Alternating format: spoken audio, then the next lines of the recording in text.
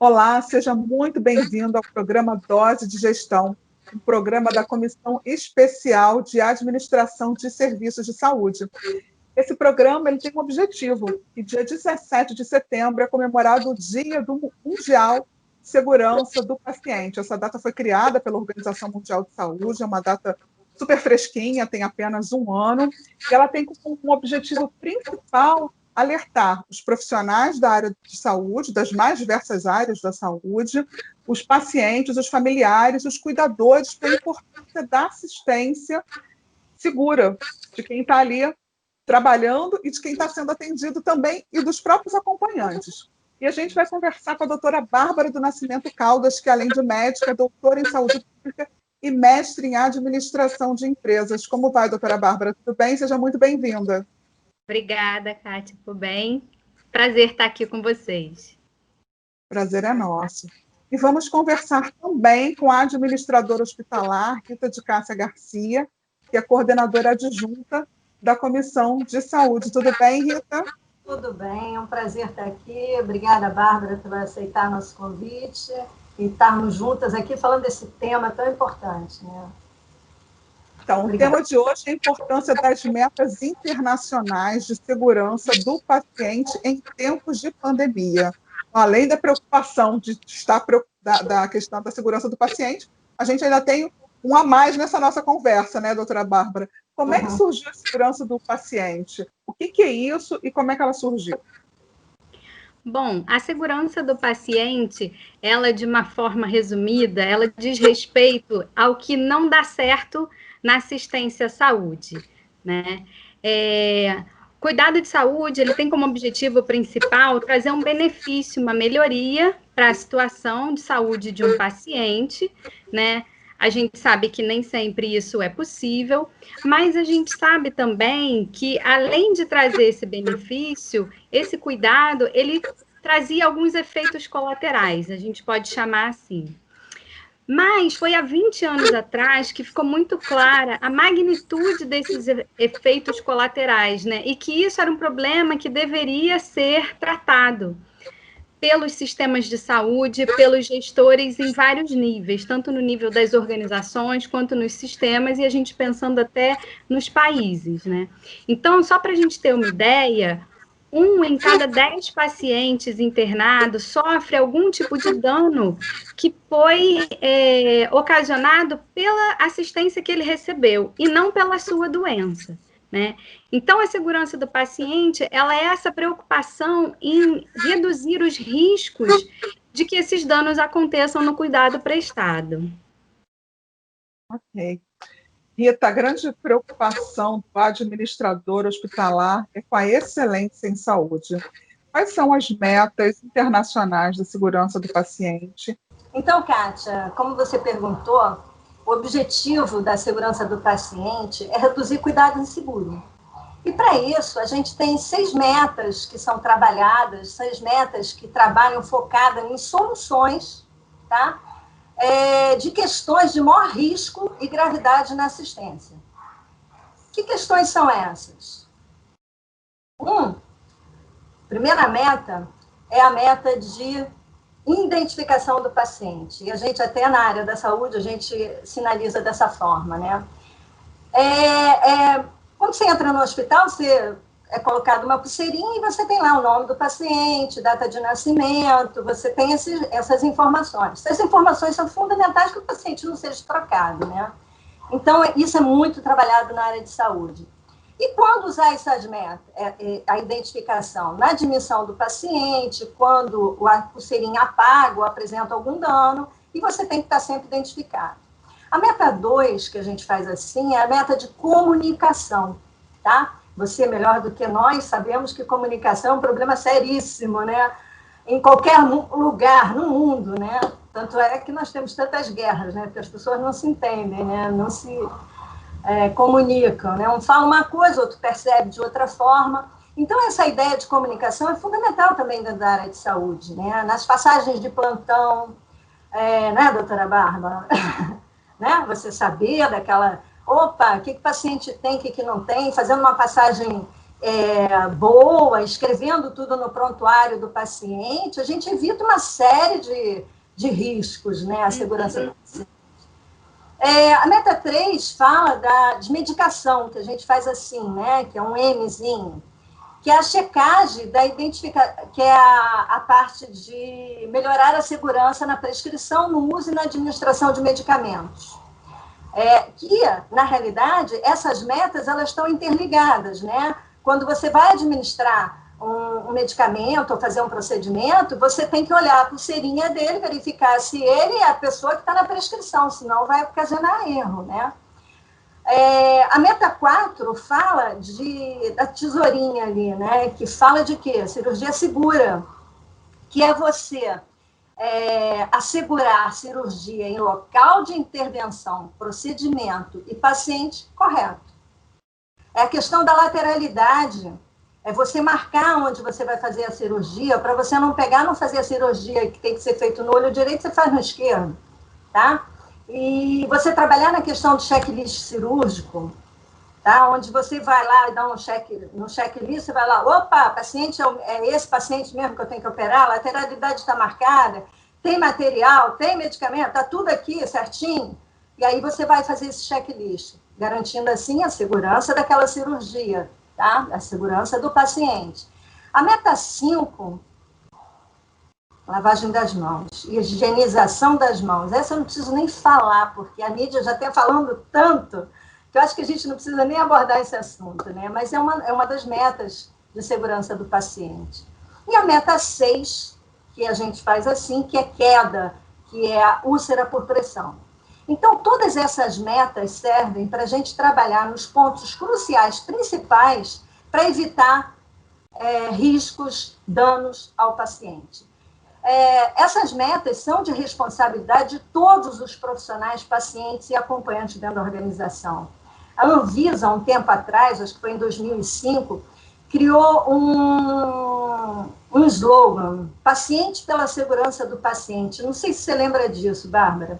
E a gente distribuiu cartilhas dentro do hospital para envolver o paciente nessas questões de segurança. O paciente é fundamental em todo esse processo. Ele tem que olhar, sim, a sua pulseirinha, quando você entrar lá no hospital e botar a pulseirinha, olha se o nome está certo, se quem...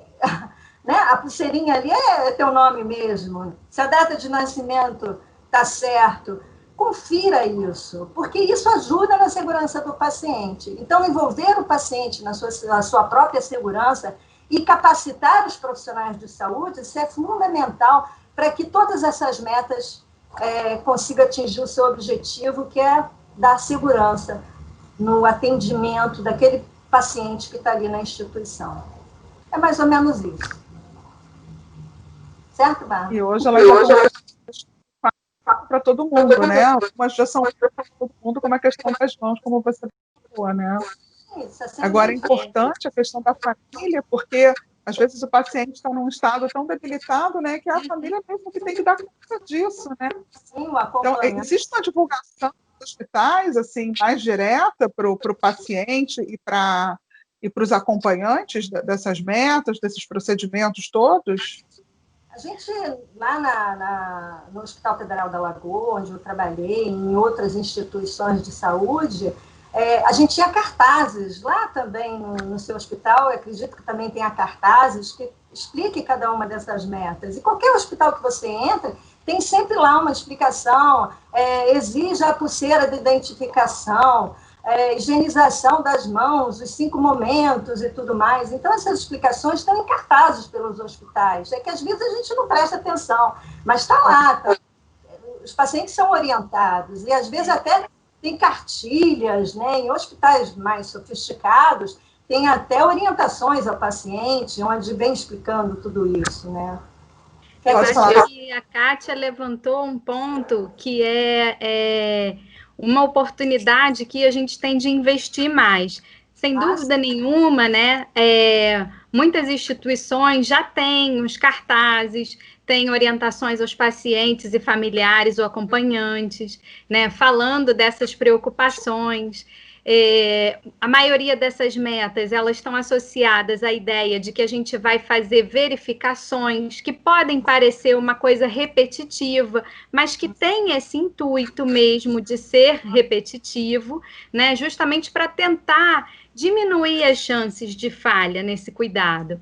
Mas eu acho que a gente pode ir mais, e aí a gente, que eu digo, profissionais de saúde, os profissionais dos hospitais, né, os profissionais também que trabalham na parte que a gente chama de administrativa, que tem um contato grande também, né, de explicar e de estimular que os pacientes e os familiares também participem de uma forma ativa. Então, a Rita trouxe, assim, exemplos muito ricos, mas eu, né, trago uma outra situação muito frequente também. Então, a gente está acompanhando um parente, um amigo no hospital, e aí o técnico de enfermagem entra trazendo uma medicação. A gente deve, né, confirmar o que é aquela medicação que vai ser feita, a gente deve olhar a etiqueta naquela medicação, naquele soro, para ver se o nome está correto. Eu acho que a Rita explicou muito bem a questão de, apesar de cada meta ter um foco, elas são interligadas. Então, quando eu estou falando da segurança no medicamento, eu estou pensando na questão da identificação, eu também estou pensando na questão da comunicação, né? Às vezes o paciente teve algum problema, então a gente vai suspender a dose, por exemplo, ele fez um mal-estar, e aí o médico pode não estar no hospital e ele liga para solicitar, né, que seja feito o cancelamento da dose seguinte. Só que se isso não é bem, a gente tem vários pontos que podem dar errado. A pessoa que atendeu o telefone pode não entender a suspensão da forma como deve ser. Se ela não anotar num local que seja claro, o próximo plantão pode perder essa informação e fazer a medicação de novo, né? Então, eu acho que apesar de parecer uma coisa simples, a questão das metas internacionais de segurança do paciente, elas apontam para a gente processos que são muito suscetíveis a falhas e que todos devem estar atentos para aquilo, né? E que a gente deve trabalhar. Interessante, que à medida que a Rita... Eu digo que todos os profissionais, pacientes, acompanhantes, todas as partes interessadas, elas devem cuidar da segurança, não só do paciente, mas da segurança de todos, né? Interessante que você ia falando, Rita. Eu tenho 2 filhas pequenas, e a minha filha menor, até os 2 anos de idade, tinha muita crise de alergia.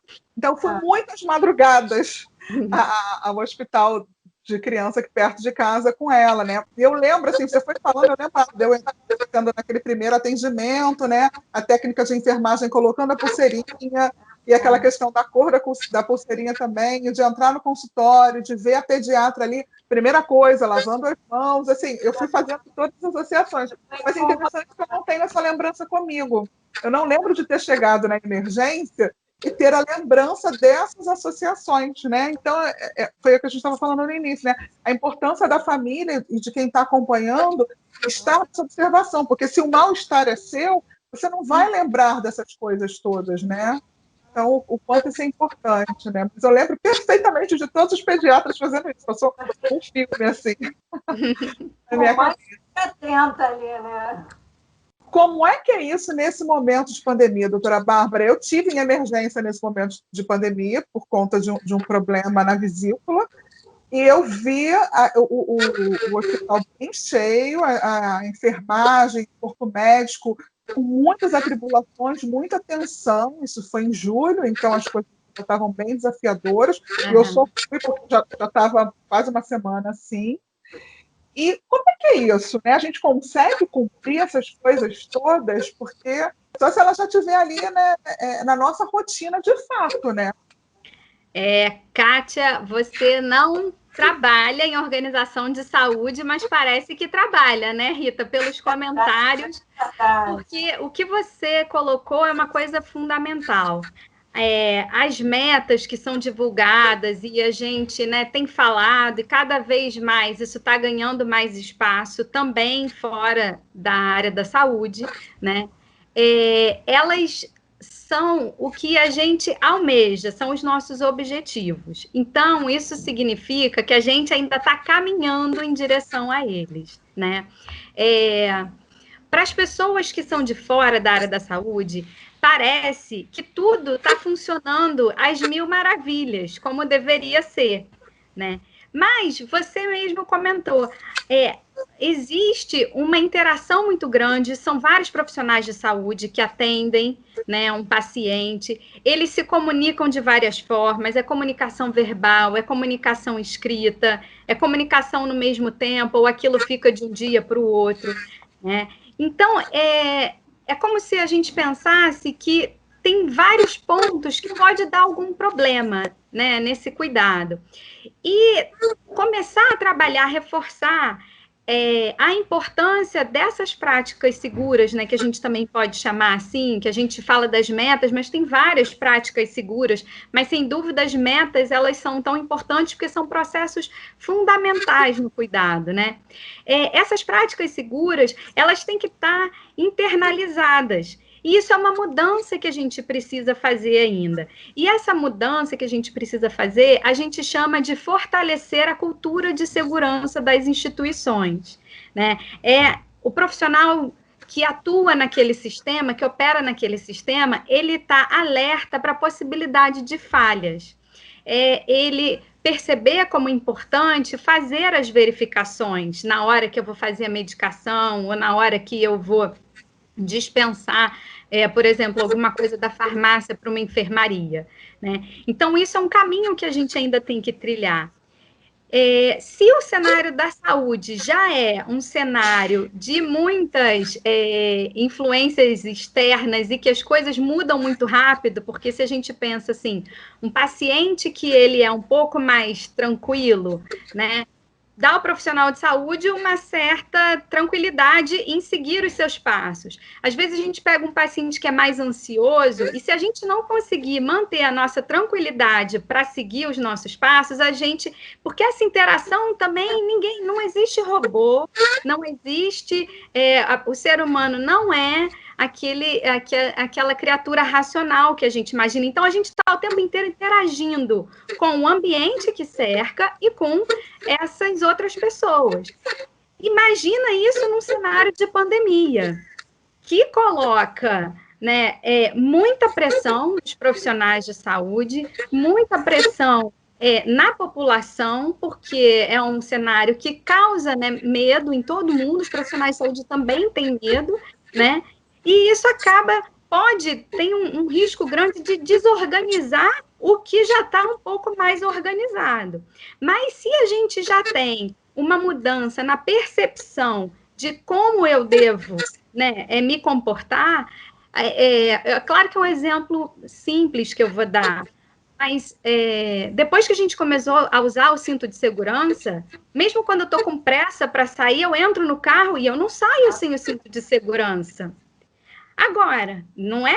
Agora, há 20 anos atrás, 25 anos atrás, a gente não tinha essa prática tão disseminada e aquilo tão incorporado, né, nos comportamentos dos motoristas. E eu, por exemplo, eu até falo assim, eu comecei a usar cinto de segurança no banco de trás recentemente. Eu só usava no banco da frente. Mas é isso, quando aquilo é uma coisa que já está dentro da gente, a gente vai fazer em qualquer condição. É claro que em alguns momentos a gente tem que falar assim, não tenho como, porque aí o tempo que eu preciso para fazer aquele procedimento, esse paciente, eu vou tirar a oportunidade dele de se beneficiar do cuidado. Então, é claro que a gente tem que ponderar isso. Então, sem dúvida nenhuma, as instituições que têm de uma forma já mais trabalhada e fortalecidas essas práticas, elas conseguiram usar essas práticas para fortalecer e melhorar o próprio atendimento na pandemia. Porque aí elas levam isso em consideração e aí os próprios administradores que fazem parte, né, das equipes de melhoria, das equipes de qualidade, eles também vão ter em mente, né, a questão de realocação das equipes, a questão de desenhos de novos fluxos de trabalho. Então, eles vão saber que uma determinada avaliação precisa ser feita, mas vão pensar formas melhores, né? E nas outras instituições que isso não está ainda tão sedimentado, a chance grande é, de fato, da gente fazer um passo um pouco para trás, né? Uma desorganização e voltar com o que a gente estava mais acostumado, que era não fazer, não prestar tanta atenção nessas oportunidades de falha no cuidado. Mas não é simples, né? Quando a gente fala de, muitas vezes, o termo que a gente usa na segurança do paciente é o evento adverso, que é o dano que é decorrente dessas falhas, né? Mas muitas vezes a gente usa termos semelhantes, como o erro médico, erro no cuidado de saúde, né? Os incidentes, eles sempre vão ter múltiplos fatores contribuintes. Nunca é uma coisa só que explica, não é só o comportamento de um profissional ou alguma coisa que deu errado. Então, é muito importante também a gente ter essa noção, né? E estar trabalhando com isso, e fortalecer cada pedaço do sistema, incluindo os pacientes e os familiares. Legal, Bárbara. Eu acho que um grande ganho que a gente teve nessa pandemia foi perceber a importância do profissional de saúde no cuidado do paciente, né? Agora, no dia 17, o tema, né, que vai ser trabalhado pela Organização Mundial de Saúde é justamente isso, né? Trabalhadores de saúde seguro, paciente seguro, né? Então, como você falou, né, quando existe a cultura de segurança do paciente nos profissionais de saúde, obviamente que eles vão atender melhor toda essa questão de trabalhar as metas, de trabalhar a estimulação dos pacientes para que eles acompanhem o seu atendimento, vão entender aquilo como uma coisa positiva, né? Não vou ficar com raiva do paciente, está me controlando, não é isso. Estou ajudando a contribuir com a segurança, que é bom para todo mundo, é bom para o próprio paciente, né? É bom para o próprio profissional. Né, que está ali envolvido naquele procedimento, né? Então, eu acho que é muito importante a gente perceber isso e trabalhar esses profissionais, e até com o lado emocional deles, né? Porque na pandemia, a questão emocional ficou muito abalada, né? E aí, entrando na questão da comunicação, a percepção dele também ficou abalada, né?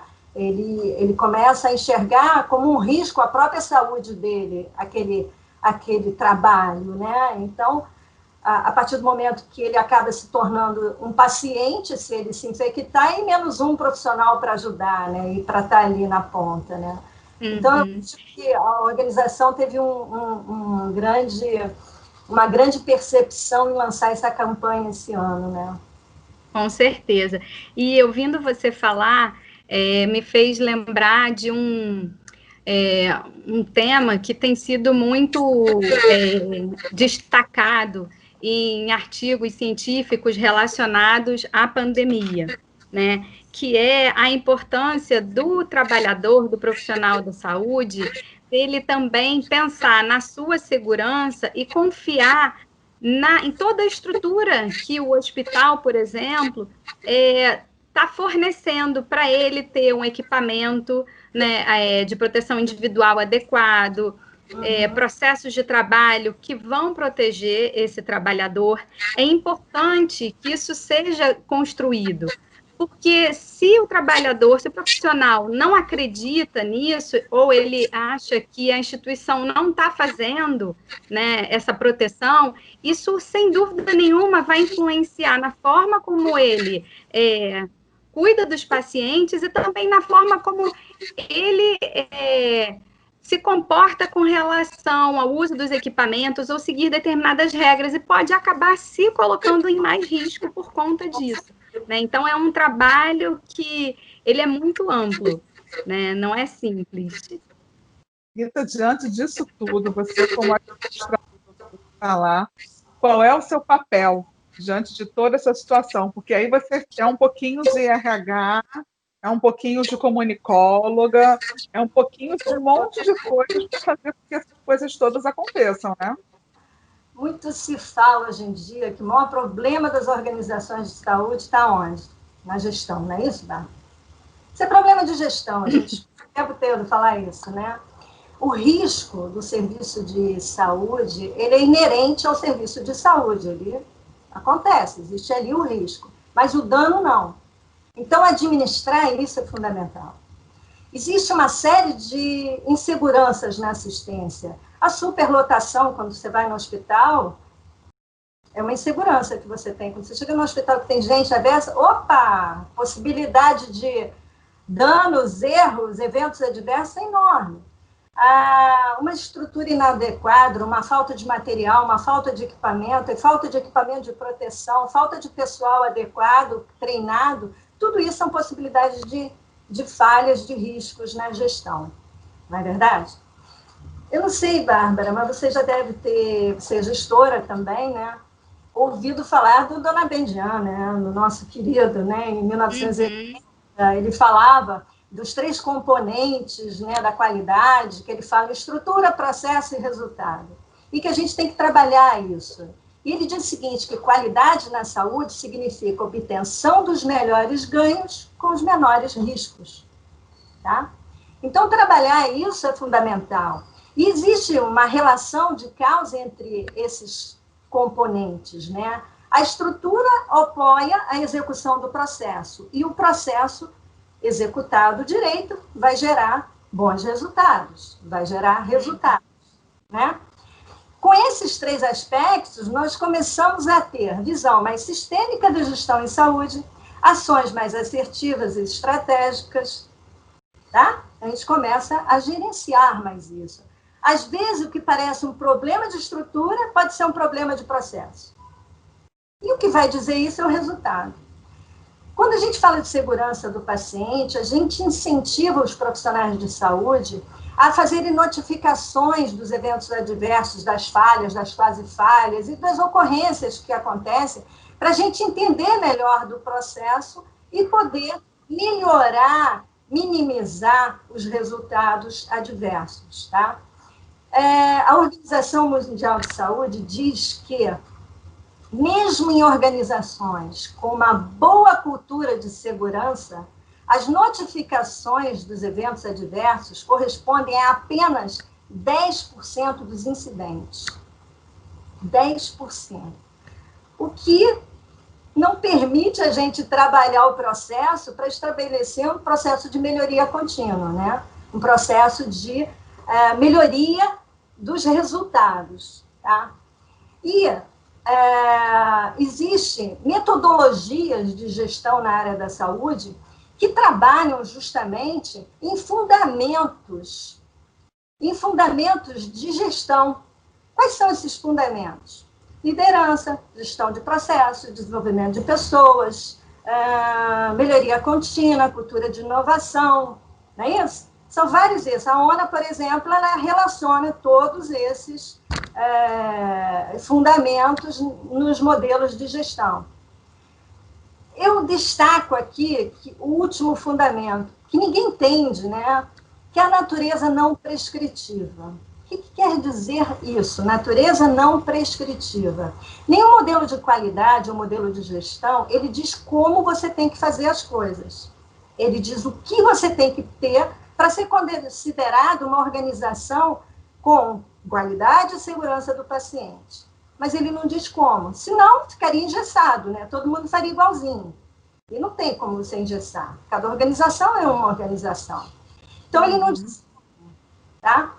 E aí que estão as possibilidades do administrador e do gestor, que é trabalhar onde ele tem competência, o gestor e o administrador, onde ele tem competência nas ferramentas de gestão para colocar tudo isso em prática, tá?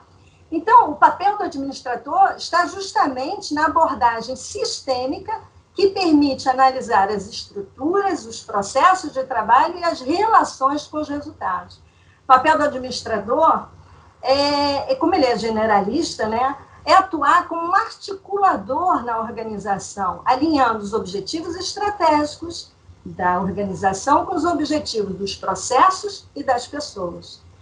Nós, administradores, fomos capacitados em ter visão sistêmica, né? Fomos capacitados em fundamentos e ferramentas de gestão. A gente aprende isso o tempo inteiro na universidade. PDCA, Planejamento Estratégico, Plano de Ação, 5W2H, mapa estratégico, não sei o quê, mapa de processo, gerenciamento de pessoas, e aí vai. BSC, e lá.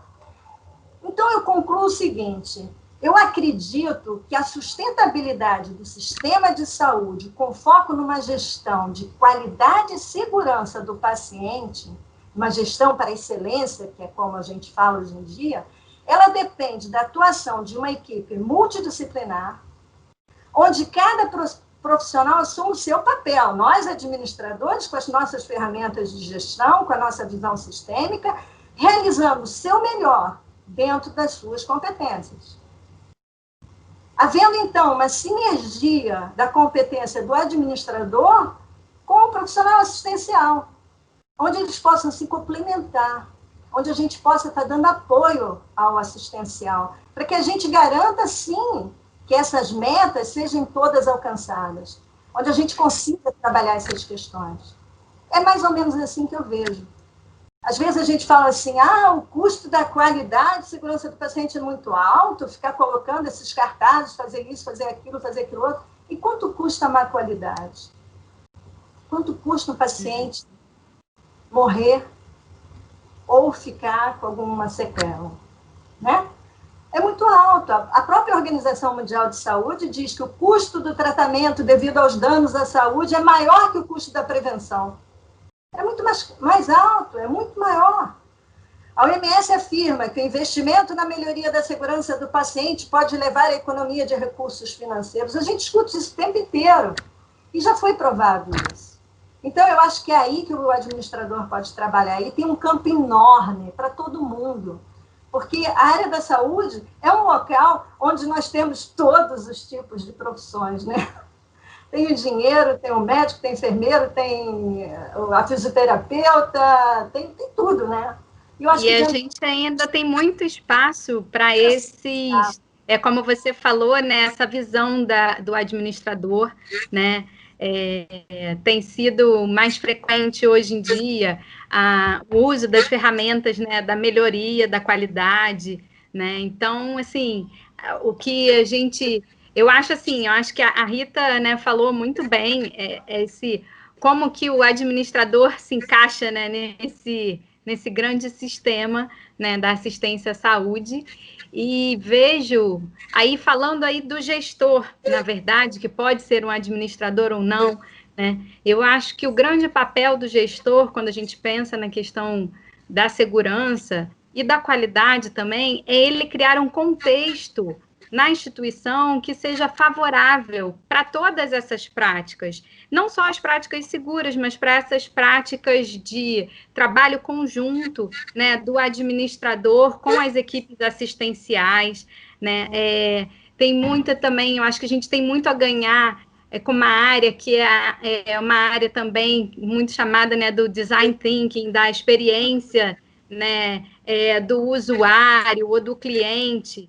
A gente ainda tem muito espaço para isso, tem muita coisa para crescer e que a gente vai trazer não só a segurança, a gente vai trazer junto também satisfação do profissional, a gente vai trazer junto satisfação do paciente, né, um ambiente melhor para trabalhar, uma comunicação que ela vai ser uma comunicação mais fluida, né? E também, por que não, né, a gente trazer um pouco mais de solidariedade. Às vezes a gente vê os profissionais, né, de todos os lados, não só os profissionais de saúde, mas muitas vezes também os profissionais da administração, eles se sentem muito isolados, né? Apesar de todo mundo trabalhar dentro de uma mesma instituição, a gente ainda trabalha de forma muito fragmentada.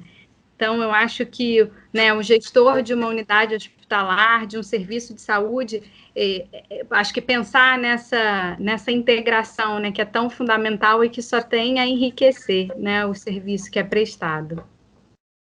Legal. Doutora Bárbara, Rita, muito obrigada por essa conversa. A gente trouxe bastante informação importante para os nossos profissionais da administração, para os futuros estudantes, principalmente aqueles que pretendem trabalhar na área de saúde. Eu acho que essa conversa ela agregou bastante. Muito obrigada, doutora Bárbara. Alguma consideração, alguma coisa que você não falou que você gostaria ainda de destacar?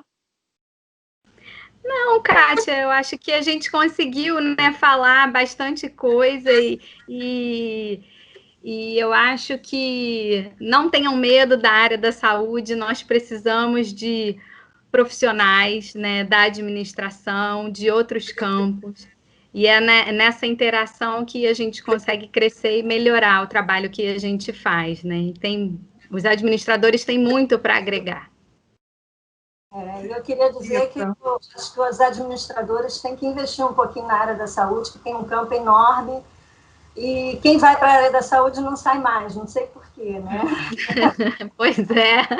A fala de todo mundo que é dessa comissão de serviço da saúde. Todos vocês falam isso. Ninguém só faz. É uma área bem cativante, né? A gente tem muito espaço para trabalhar, muita coisa boa ali. Obrigada, adorei o nosso bate-papo. Eu que agradeço. Eu também, foi um prazer estar aqui. Obrigada. Agradeço também quem esteve com a gente, acompanhando toda essa entrevista do Dose de Gestão. Agradeço a participação da doutora Bárbara, da administradora Rita de Cássia, e você que está nos assistindo, se quiser saber mais sobre a administração, é só buscar aqui na CRA RJ Play, na nossa rádio e no nosso site. Até o próximo encontro.